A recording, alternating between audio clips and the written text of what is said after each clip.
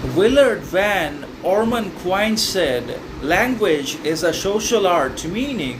language can be very easily considered to be one of the greatest achievements, indispensable conditions, and imperative requirements, not only in the world but also in the life of all men, and also in the determination of their character, mentality, action, relationship, friendship, etc. So we are influenced and affected by the language that not only we use and that also that others use in one way or another, and that is something we just cannot avoid. We are going to be influenced and directed not only by our own languages but also by those of the others, knowingly or unknowingly, because language has always had its own importance, distinction, significance, worth, determination, and influence in the world and also in all men's lives and their relationships and actions, even though they're not always willing to acknowledge it or admit to the importance or the influence that language is always able to determine upon their mentality and actions. But the influence and the impact is always there when it comes to language. Language is the ultimate bridge that removes barriers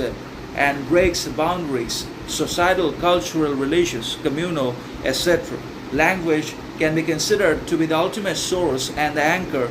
that basically helps in the establishment of not only communications but also kindness, understanding, empathy, compassion. Alongside, it also creates and carves relationships and friendships that seem sometimes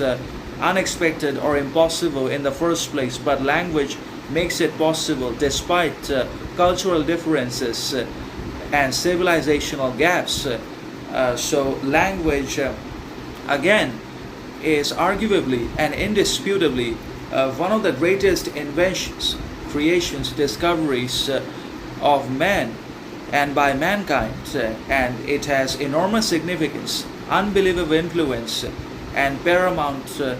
influence all by itself, and that it constantly determines over our lives as well as upon our actions, mentality, behaviors, and relationships and actions in one way or another. But we're unwilling to recognize its importance because we permanently live in a state of asleep, where in ignorance, denial, and we obviously also suffer from pride, vanity, arrogance, etc., as a result of which we sometimes deny language. But without language, we could not communicate, we could not build bonds,